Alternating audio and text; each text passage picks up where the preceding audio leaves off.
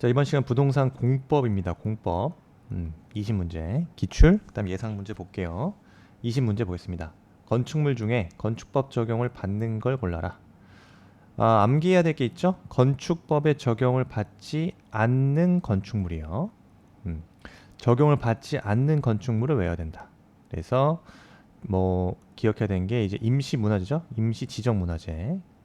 임시 지정 문화재 혹은 지정 문화재. 적용을 받지 않는다. 그 다음에 이제 철도, 혹은 이제 궤도의 선로 부지에 있는 시설. 이런 거죠. 운전, 보안 시설. 이런 것도 2번 같은 경우요. 철도의 선로 부지에 있던 운전, 보안 시설. 혹은 철도, 선로의 위나 아래를 가로지르는 뭐죠? 보행 시설. 그 다음에 플랫폼이요. 플랫폼. 철도의 플랫폼. 그 다음에 그 철도나 궤도 사업용 급수 급탄이요. 급수 급탄 급유 시설은 건축법에 적용을 받지 않는다. 2번이랑 같이 기억을 해야 되는 거죠.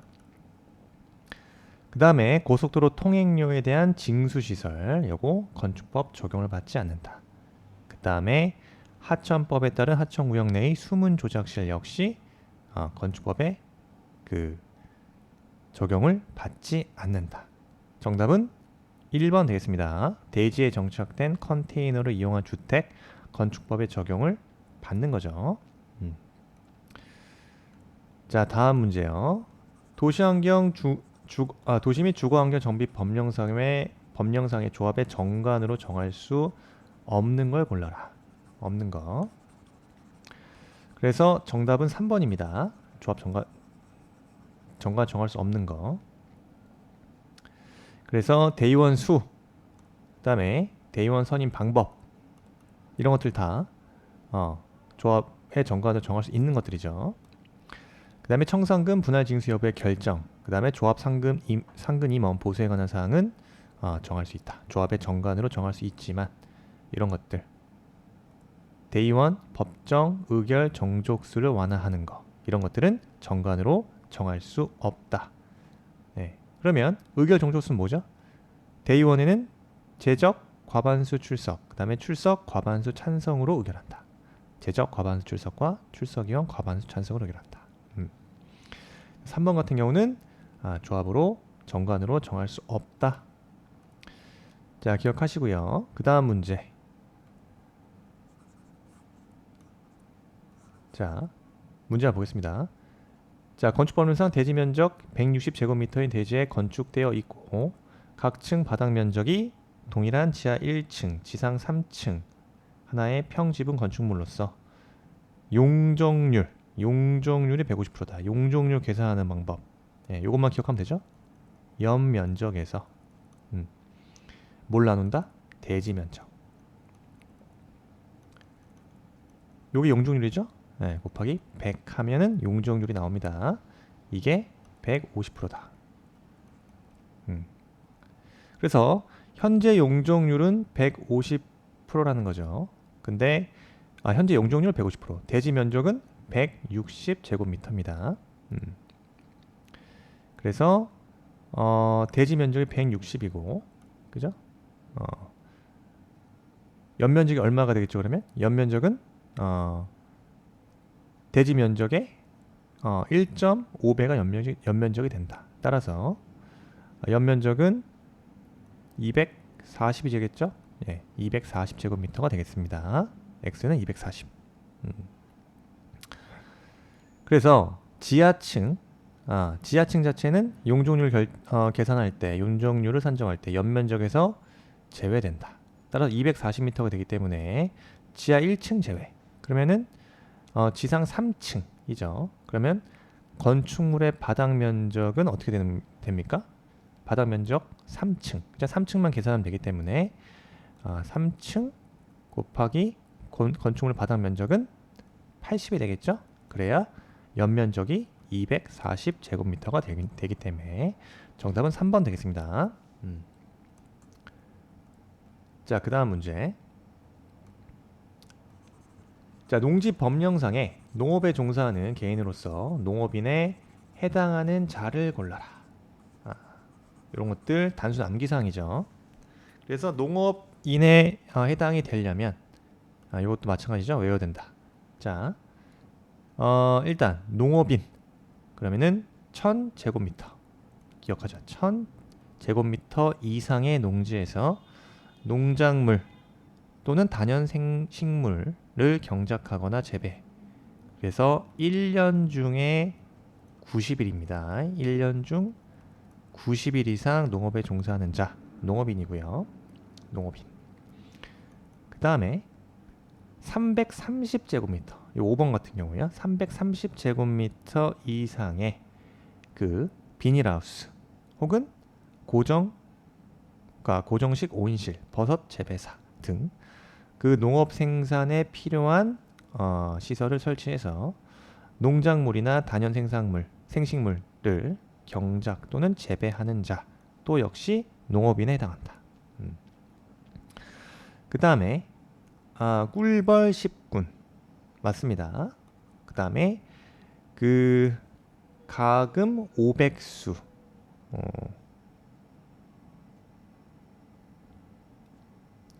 지금 해당한 자죠? 제가 잘못 얘기하고 있는데 지금 표시를 잘못했어요. 이거 정답 4번이 아닙니다. 정답 1번이에요. 네. 꿀벌 10군 맞습니다. 꿀벌 10군 또는 소가축 100두. 네. 그 다음에 꿀벌 10군 맞고 그 가금은 500수가 아니죠? 네. 1천수 이상이에요. 1천수. 꿀벌 10군, 가금 1천수, 소나 가축 100두. 그 다음에 대가축 2두, 중가축 10두예요. 그래서 그 중을 사육하는 자 중에서 사육하거나 1년 중 120일, 1년 중 120일 이상 축산업에 종사하는 사람이고요. 1년 중 100일을 축산업에 종사하는 자가 아니죠. 120일입니다. 120일. 이런 것들. 가금 1천. 1천수. 1년 중 120일 축산업에 종사. 농산물을 연간 얼마 이상 판매하는 자 100만 원이 아니라 120만 원.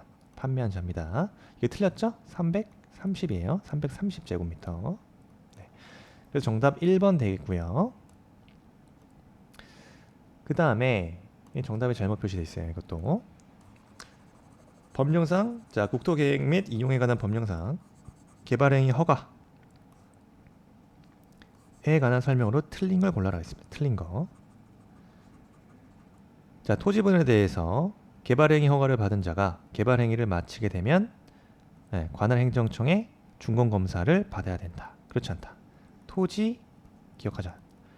토지 분할 같은 경우는 준공검사 대상에서 준공검사 대상 제외입니다. 제외된다. 그래서 정답 1번 되겠고요. 그 다음에 건축물 건축에 대해 개발행위 허가를 받은 후 연면적 5% 5% 범위 안에서 확대죠. 확대하는 경우에는 변경 허가를 받는 게 맞다. 하지만 어떻게 나온다? 이렇게 나올 수 있죠. 확대하는 변경 허가를 받는 게 맞는데 자 비교 5% 범위 안에서 그 사업 면적을 축소하는 경우 이런 경우는 변경 허가를 받을 필요 없다. 같이 기억하셔야 됩니다. 그래서 기출 이렇게 나오면 맞게 나올 수도 있고 축소할 때는 변경 허가를 받지 않아도 된다. 이렇게 나오면 옳은 질문이 되겠죠. 혹은 틀린 질문 나올 거면 5% 범위 안에서 확대 또는 축소하려면 이렇게 나와요. 그러면 틀린 질문 되겠습니다. 왜? 확대는 변경 허가를 받는 게 맞지만 축소인 경우에는 변경 허가를 받지 않아도 되기 때문에. 그래서 2번은 옳은 질문 되겠습니다. 요런 거. 잘 이제 오답 처리를 합니까? 잘 정리를 하셔야 되는 거죠. 나머지 질문들 쭉 보시면 되겠습니다. 다음 문제.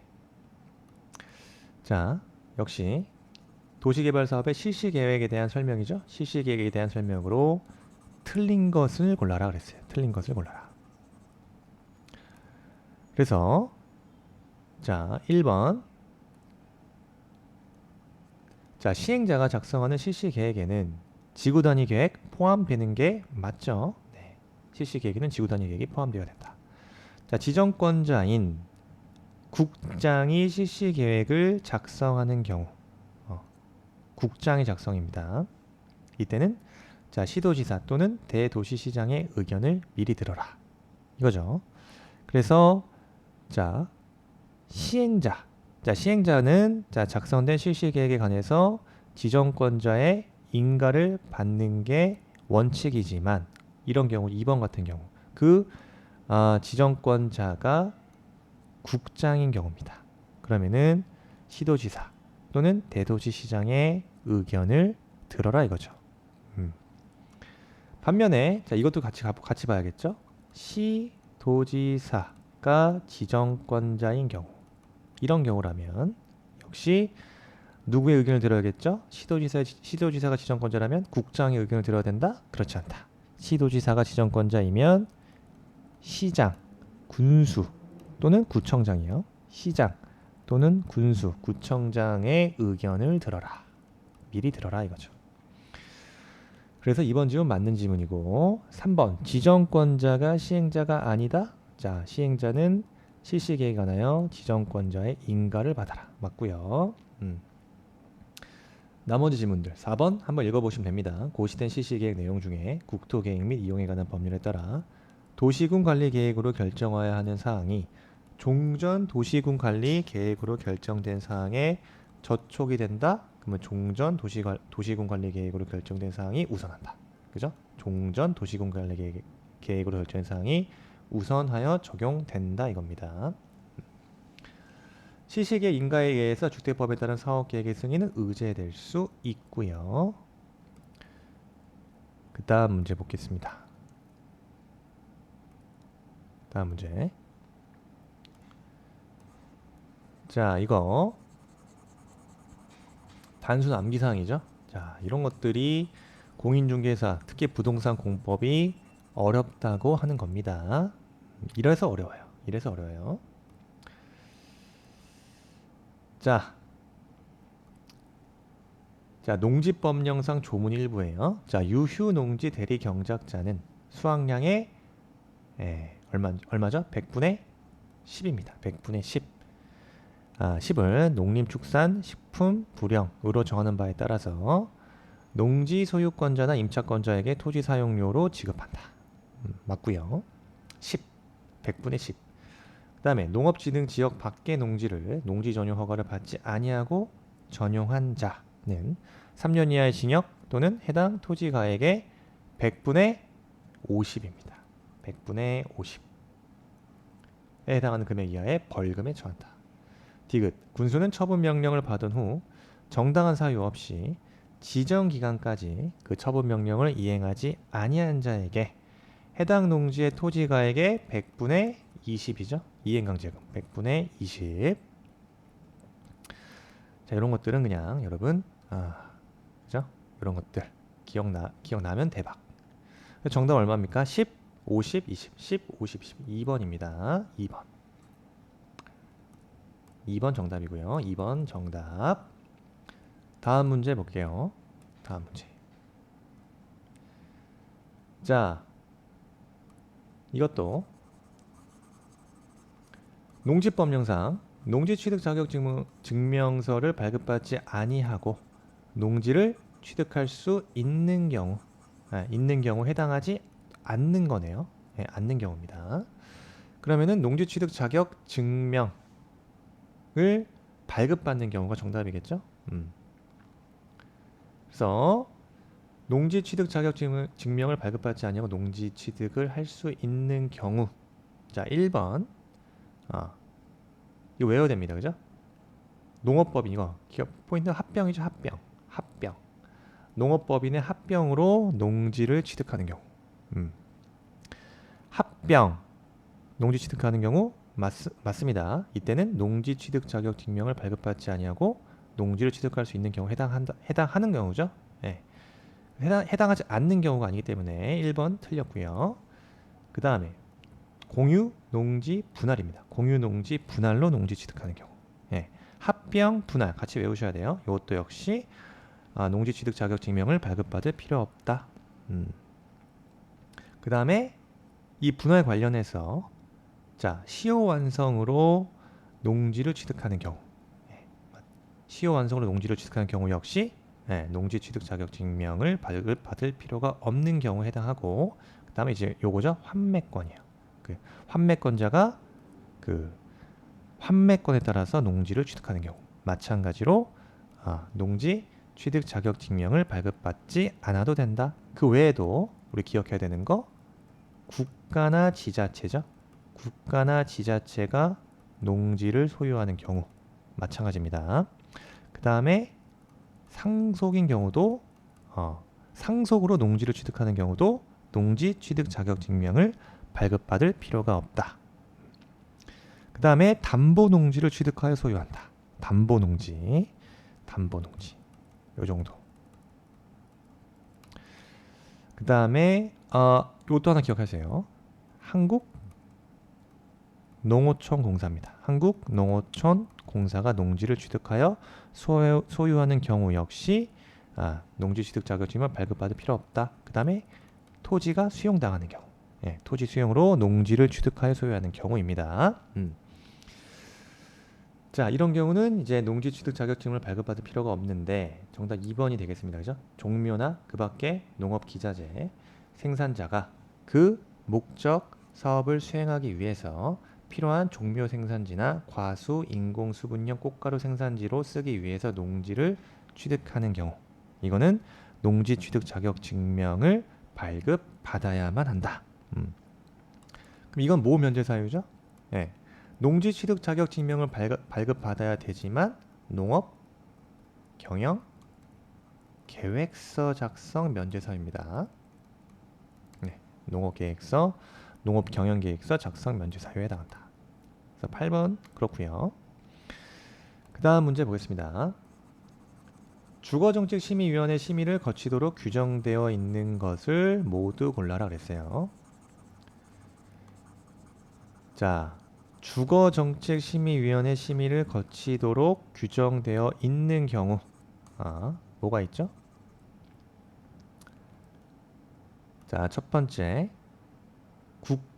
자, 기억 보세요. 국장이, 그죠? 국장이 임대주택의 인수자를 지정한 경우, 이거 주거정책심의위원회 심의 거칠 필요가 없습니다. 그래서 자, 우리 기억해야 되는 게 주거정책심의위원회 심의를 거치도록 규정되어 있는 경우는 국장이 요거 니은 같은 경우요. 분양가 상한제 적용 지역을 지정하는 경우 요거와 그다음에 디귿 투기과열지구 지정을 해제하는 경우 요 두 가지예요. 그래서 분양가 상한제 적용 지역 지정, 투기과열지구 지정 해제 해제하는 경우에 주택법령상 주거정책심의위원회 심의를 거쳐야 된다. 따라서 기억과 같이 시장, 군수, 구청장 요청을 받아서 국장이 임대주택 인수자를 지정하는 경우, 이런 경우에는 주거정책심의위원회 심의를 거칠 필요가 없다. 두 가지 기억해야 됩니다. 분양가 상한제 적용과 투기과열지구 지정 해제. 누가? 국장이. 됐고요. 다음 문제 볼게요. 자, 국토계획 및 이용에 관한 법령상 도시군 계획시설 사업 시행 등에 관한 설명으로 틀린 걸 골라라 그랬습니다. 틀린 거.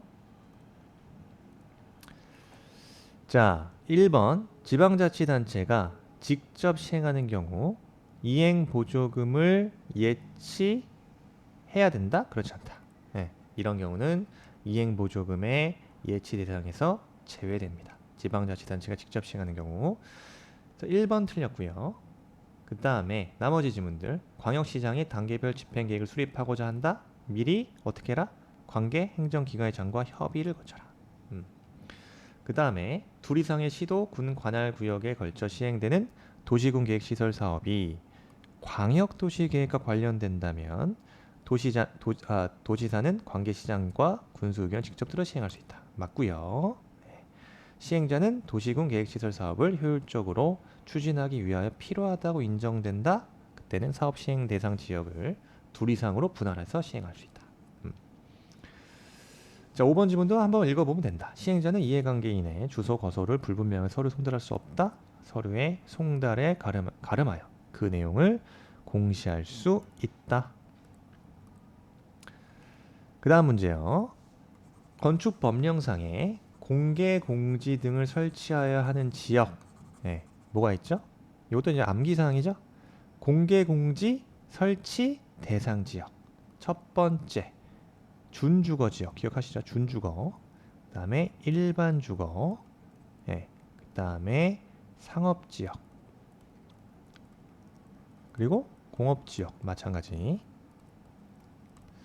그 다음에 특별자치시장, 특별자치도지사 또는 시장군수구청장이 그 무슨 가능성? 도시화될 가능성입니다. 도시화 가능성이 크거나 노후된 그 산업단지의 정비의 필요성입니다. 필요성이 필요하다고 인정되어서 지정 공고하는 지역이에요. 1번 같은 경우입니다. 그래서 지역에 해당하지 않는 거 고르라 했죠. 시장이 노후산업단지 정비가 필요하다고 인정한 경우입니다. 그래서 지정 공고하면은 공개 공지 등을 설치해야 된다. 설치 대상 지역에 해당한다. 준주거 지역, 중심 상업 지역 마찬가지. 근린 상업 지역 마찬가지입니다. 그래서 2번 같은 경우 2종 전용 주거 지역은 그죠? 공개 공지 등을 설치해야 되는 지역에 해당하지 않는다. 정답 4번이고요. 그 다음에 이런 것들 단순 암기사항이죠. 용적률 최대한도가 가장 큰 거입니다. 용적률 최대한도가 가장 큰 거. 역시 준주거 지역 기억하시면 됩니다. 준주거 지역 몇 프로죠? 500%입니다. 500%. 1종 100%, 3종 300%입니다. 3종이니까 300, 1종은 100%, 1종이니까 100%. 준주거 500%, 일반공업 용적률 350%, 중공업지역 몇 프로? 400%입니다. 단순 암기사항이고 그 다음에 자, 그 법령상 개발행위 허가 기준에 해당하지 않는 거 골라라 그랬어요. 않는 거. 자, 자금 조달 계획이 목적 사업 실현에 적합하도록 수립되어야 한다. 이거는 개발행위 허가 기준에 해당하지 않습니다. 이것도 이제 단순 암기 사항이죠. 국토계획법상의 개발행위 허가 기준이요. 그래서 첫 번째, 용도별 특성을 감안했을 때 개발행위에 어디에 적합해야 된다? 규모에 적합해야 된다. 두 번째, 도시관리 계획의 내용과 배치되면 안 된다. 그죠? 개발행위 허가 기준이에요. 세 번째, 도시계획 사업 시행에 지장이 없어야 된다. 네 번째, 그 주변 지역의 토지 이용 실태, 토지 이용 계획이요. 토지 이용 실태 등 주변 환경과 또는 그 경관과 뭘 이뤄라? 조화가 있어야 된다. 조화가 이루어져야 된다. 그 다음에 용지 확보 계획이 적정해야 된다 이거죠. 그래서 자, 1번 질문처럼요. 자금 조달 계획이 목적 사업 실현에 적합하도록 수립되어야 한다. 이거는 국토계획법상 개발행위 허가 기준에 해당하지 않습니다. 정답 1번이고 2번 도시군 계획으로 경관 계획이 수립되어 있는 경우 적합해라. 그죠? 네, 그런 경우엔 적합할 것. 그 다음에 공유수면 매립 경우 매립 목적이 도시군 계획에 적합할 것. 그 다음에 토지 분할 및 물건을 쌓아놓는 행위에 임목의 벌채가 수반되지 아니할 것. 그죠? 맞고요. 그 다음에 도시군 계획 조례로 정한 도로의 너비에 관한 기준에 적합해야 된다. 도로의 너비에 관한 기준에 적합해야 된다. 예, 이것도 마찬가지로 개발행위 허가 기준에 해당하는 겁니다. 1번 틀렸고요. 그 다음 문제. 자, 지우개. 건축법상 철로의 선로 부지에 있는 시설로서 건축법에 적용을 받지 않는 건축물만을 모두 고른 것을 골라라. 자, 그래서 선로 부지에 있는 시설로서 건축법 적용을 받지 않는 시설물이에요. 그래서 건축법 적용 제외 대상 기억해야 된다. 이거 한번 봤던 문제죠? 나왔던 문제입니다. 그래서 문화재 보호법에 따라 그 지정 문화재요. 나와 있지 않지만 건축법 제외상 지정 문화재 혹은 임시 지정 문화재 기억하시죠? 그 다음에 이런 것들 철도나 괴로 선로 부지에 있는 다음의 시설 플랫폼 그죠? 운전 보안 시설 그 다음에 그 철로 선로 위나 아래를 가로지른 보행 시설 그 다음에 요거 해당 철도 사업용 급수 급탄 급유 시설 네, 다 건축법 적용 제외 사항이죠. 그 외에도 기억해야 되는 게 고속도로의 그 톨게이트죠. 통행료 징수 시설 고속도로 통행료 징수 시설 네, 그 다음에 기억해야 되는 게 컨테이너를 이용한 창고요. 간이 창고 그 다음에 하청 구역 내에 있는 숨은 조작실까지 다 건축법 제외 대상이라는 거 기억합시다. 그 다음 문제 자 도시개발 법령상에 도시개발 구역의 지정에 관한 설명으로 옳은 걸 골라라 했어요. 옳은 거 그래서 옳은 걸 골라라 했죠. 그 1번 틀렸겠죠. 자 대도시장은 직접 도시개발구역을 지정할 수 있죠. 네, 없고 틀렸다. 딱 2번 지문 자 도시개발 사업이 필요하다 라고 인정되는 지역이 어디에? 둘 이상의 도의 행정구역에 걸치고 있다. 이때는 해당 면적이 더 넓은 행정구역의 도지사가 도시개발구역을 지정하는 게 아니라 이때는 도지사 간에 협의해서 결정한다. 협의해서 도시개발구역을 지정할 자를 정한다. 사이즈 크다고 그 사이즈 큰 도지사가 지정하는 게 아니에요. 이런 말도 안 되는 거. 이런 거 찍진 않겠죠? 네. 옳은 거 골라라. 3번. 천재지변으로 인해서 도시개발 사업을 긴급하게 할 필요가 있다. 국장이 도시개발구역을 지정할 수 있다. 네, 맞습니다. 3번 지문 맞고요. 자, 4번 지문 잘 나오는 지문이죠. 도시개발구역의 총 면적이 10,000제곱미터 이상이다. 미만이 아닙니다. 10,000제곱미터 이상이라면 둘 이상의 사업 시행지구로 분할하여 지정할 수 있다. 이상, 미만이 아니라 이상이에요. 이때는 둘 이상의 사업지구로 분할 지정 가능하다. 5번 자연녹지 지역에서 도시개발구역을 지정한 이후에 도시개발 사업의 계획을 수립할 수 있다. 수립할 수 있습니다. 자, 요거 그래서 3번 지문 관련해서요. 지금 예외적으로 국장이 도시개발구역을 지정할 수 있는 경우죠.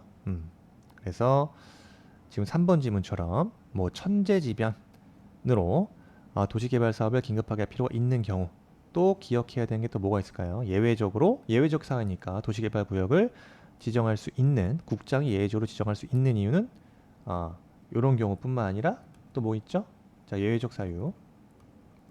국장이 도시개발구역 지정할 수 있는 사유입니다. 자, 첫 번째, 국가가 도시개발 사업을 실시할 필요가 있다. 국가가 실시할 필요가 있다면 해야죠. 국장이. 그 다음 요거 산업통상부 장관이에요. 산업통상부 장관이 10만 제곱미터 규모로 도시개발구역을 지정을 요청했다. 10만 제곱입니다. 그 다음에 한국토지주택공사가 한국토지주택공사요. 한국토지주택공사 사장이 이런 경우에는 30만 제곱미터 규모로 국가계획과 밀접한 관련이 있는 도시개발구역을 도시개발구역의 지정을 제한한 경우입니다. 이런 경우라면 예외적으로 국장이 도시개발구역을 지정할 수도 있다. 그 다음 문제. 용도 지역에 관한 설명으로 틀린 걸 골라라. 자, 1번 볼까요? 도시지역 축소에 따른 용도지역 변경을 도시군 관리 계획으로 입안하는 경우입니다. 이런 경우에는 주민과 지방의회 의견 청취 절차를 생략할 수 있다. 자, 1번 지문 맞는 지문이고요. 그 다음 문제, 그 다음 지문 2번. 택지개발 촉진법에 따라 택지개발지구로 지정고시되었다가 택지개발 사업의 완료로 지정지구 지구 지정이 해제된 경우다. 이런 경우라면 그 지역은 지구 지정 이전의 용도지역으로 환원됐다? 환원된 것으로 볼 수 없죠. 그래서 택지개발 사업 완료로 지구 지정 해제된다 하더라도 지구 지정 이전의 용도지역으로 환원되는 것은 아닙니다. 요거 4번. 2번 지문 잘 기억하시고, 그 다음에 3번 지문 보시고요. 4번 지문, 자, 용도지역을 다시 세부 용도지역으로 나누어서 지정하려면 어떻게 된다? 다시 도시군 관리 계획을 순차적으로 결정해야 된다. 맞아요. 그래서 도시군 관리 계획으로 결정해야 되는 겁니다. 도시군 관리 계획으로 결정한다. 순차적으로 결정하여 지정하는 게 맞다. 다음 5번. 도시지역이 세부 용도지역으로 지정되지 아니하는 경우 용도지역의 용적률 규정을 적용할 때 이때는 보존 녹지지역에 관한 규정을 적용한다. 이것도 맞는 질문 되겠습니다. 그 다음에 주택법령상 인가대상 행위가 아닌 걸 골라라. 인가대상 행위가 아닌 거. 자, 인가대상, 자, 주택법 제11조의 사항이겠죠. 그래서 요거는 정답, 자, 3번 보시면 되겠습니다. 국민주택을 공급받기 위하여 설립한 직장주택조합의 해산이요. 그래서 직장주택조합을 해산하거나 혹은 설립, 변경 마찬가지입니다. 이러한 자는 인가를 받을 필요 없이 어떻게 하라? 이거는 인가 대상이 아니라 신고 대상이다. 그래서 관할 시장에 신고로 하는 족한다. 기억해야 된다. 3번 국민주택을 공급받기 위해 설립한 직장주택조합의 해산, 설립, 변경 마찬가지. 이거는 관할 시장군수구청장에게 신고하면 족하다. 나머지는 다 인가 대상입니다. 지역주택조합의 해산이요. 그 다음에 리모델링 잘 나오죠? 리모델링 주택조합의 설립. 이것도 인가 대상이에요. 인가 대상. 그 다음에 이제 승인받은 조합원 추가 모집에 따른 지역주택조합의 변경, 지역주택조합의 설립, 지역주택조합의 설립 자체는 인가 대상이다. 다만 3번처럼 국민주택을 공급하기 위해 설립한 직장주택조합의 경우, 이때 직장주택조합 설립 변경 해산은 신고 대상이다. 그래서 주택법 제11조, 자, 한번 정리해 놓으시면 좋다. 그 다음 문제 볼게요. 18번. 이제 얼마 안 남았습니다. 그래서 이것도 어떻게 보면 계산 문제인데, 이거 완화된 건폐율 문제입니다. 완화된 건폐율에 대한 문제. 자, 국토개임이 이용에 관한 법령상 중심상업지역 내 지구단위 계획 구역에서 60%는 대지고 대지 면적이 1000제곱미터인 부지에 건축물을 건축하려는 자가 그 부지 중에 얼마? 1000제곱미터 대지에다가, 그죠? 1000제곱미터 대지, 대지에다가 200제곱미터 요 정도죠. 공공시설 부지로 제공하려고 한다 이겁니다. 이때 지구단위 계획으로 완화하여 적용할 수 있는 건폐율의 최대 한도를 구하라. 그죠? 그래서 공공시설에서 공공시설 등의 부지로 제공되는 면적 요 200제곱미터 이 중에 자, 이거 공식을 기억해야겠죠? 자, 완화하여 적용할 수 있는 건폐율 계산은 어떻게? 해당 용도 지역에 적용되는 건폐율에서 자, 곱하기 1 플러스 원래 대지 면적에서, 그죠? 원래 대지 면적. 이렇게 하면 안 되죠? 자, 1등 원래 대지 면적에서 공공 시설 등 부지로 제공되는 면적입니다. 원래 대지 면적은 여기서 얼마죠? 1000제곱미터죠. 그래서 완화 적용할 수 있는 건폐율의 최대 한도 공식은 해당 용도 지역에 적용되는 건폐율 곱하기 1 플러스 원래 대지 면적에서 공공시로 제공되는 면적 곱하기 대지 면적을 계산하면 된다. 그래서 계산해보면 여기서 건폐율은 지금 60% 나왔고요. 1 플러스 1000에서 200제곱미터 공공시설 부지로 제공한다면 계산은 얼마입니까? 이게 1.2가 되기 때문에 결론적으로는 72%가 된다. 72%. 정답 70이 아니라 72%가 되겠죠? 72%가 정답입니다. 정답. 그래서 공공시설 부지로 제공되는 면적 중에 여기 기억해야 되는 게 공공시설 등의 부지를 제공하는 자가 공공시설을 무상으로 양수받은 경우, 공공시설을 무상으로 양수받은 면적이 있다면 그 면적은 양수받은 부지 면적은 빼고 산정한다. 빼고 산정한다라는 거. 그래서 여기 이 부분이 나와 있습니다. 그래서 건축주가 용도 폐지되는 공공시설을 무상 양수 받은 경우가 아니라고 나와 있죠. 만약에 무상 양수 받은 경우라면 그 면적은 빼고 산정한다는 거. 그거 하나 기억하시면 좋겠습니다. 그 다음 문제. 수용 또는 사용 방식에 따른 사업 시행에 관한 설명으로 옳은 걸 골라라. 자, 30회 기출문제고요. 1번 지방공기업법에 따라 설립된 지방공사가 시행자인 경우 토지 소유자 전원 동의 없이는 도시개발사업에 필요한 토지 등을 수용하거나 사용할 수 없다. 자, 지방공기업법에 따라 설립된 지방공사가 시행자라면 토지 소유자의 동의 따윈 필요 없다. 그래서 토지 소유자의 동의가 없더라도 도시개발 사업에 필요한 토지 등을 수용 사용 가능하다. 1번 질문 틀렸네요. 자, 2번 지방자치단체가 시행자인 경우 지급 보증 없이 토지 상환 채권 발행이 가능하다. 2번 질문이 옳은 질문 되겠습니다. 3번 지정권자가 아닌 시행자는 조성 토지를 공급받거나 이용하려는 자로부터 지정권자의 승인을 받아야 되는 거죠. 승인 받아서 해당 대금의 전부나 일부를 미리 받을 수 있는 거다.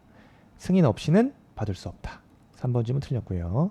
4번 원형지의 면적은 도시개발구역 전체 토지 면적의 3분의 1을 초과하여 공급될 수 없죠. 이것들 다 법령 조문입니다. 공공용지가 아닌 조성토지 등의 공급은 수의계약 방법에 의하여야 한다. 수의계약 방법으로 할 수도 있습니다. 이거 공공용지인 조성토지죠. 이 부분 맞아요. 뒷부분 맞아요. 수의계약 방법으로 공급할 수도 있다. 근데 뭐가?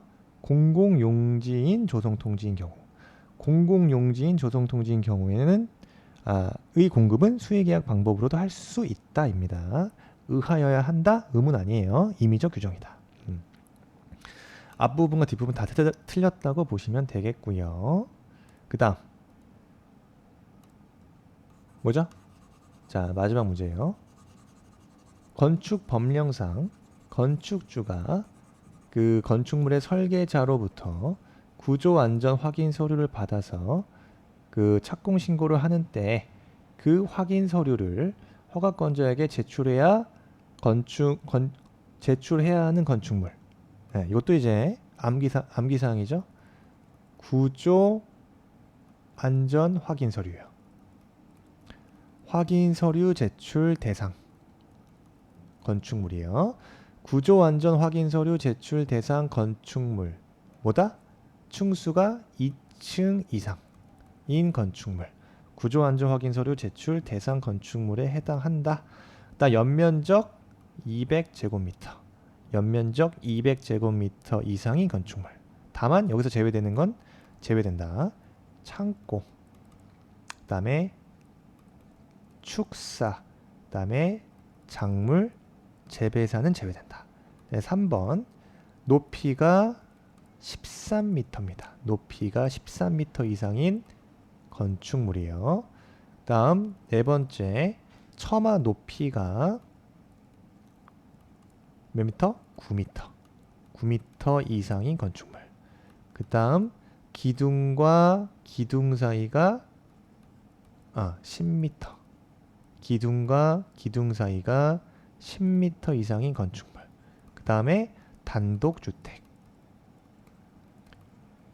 공동주택 들어가요. 공동주택.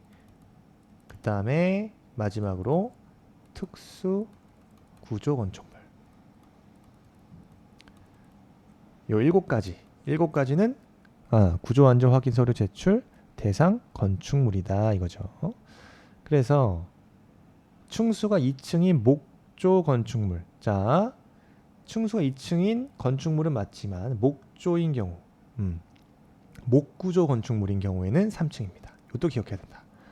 건축물 중에 목구조 건축물인 경우에는 3층이에요. 3층 이상. 자, 1번 틀렸고요. 2번 단독주택, 공동주택 들어가죠. 연면적 얼마라 그랬죠? 300이 아니라 200.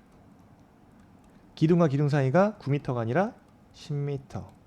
높이가 10m가 아니라 높이가 13m라고 그랬죠? 높이 13m. 높이 13m입니다. 그래서 정답은 2번 되겠습니다. 자, 공법 봤어요. 이런 식으로 여러분께서 쇼토디 20문제, 요게 1세트입니다. 1세트 함께 한 건데 이거 다 맨날 저랑 함께 할 필요 없고요. 여러분들이 직접 쇼토디에서 데일리 믹스를 통해서 1세트, 최소 1세트예요. 근데 1세트 20문제죠. 과목별로 지금은 2세트는 돌리셔야 됩니다. 우리가 헬스장 가면 뭐라 그러죠? 야, 오늘 몇 세트, 가슴 몇 세트 하지? 가슴 2세트, 그 다음에 뭐 등 3세트, 하체 5세트 이런 식으로 하잖아요. 마찬가지입니다. 헬스장이에요. 이거 헬스장.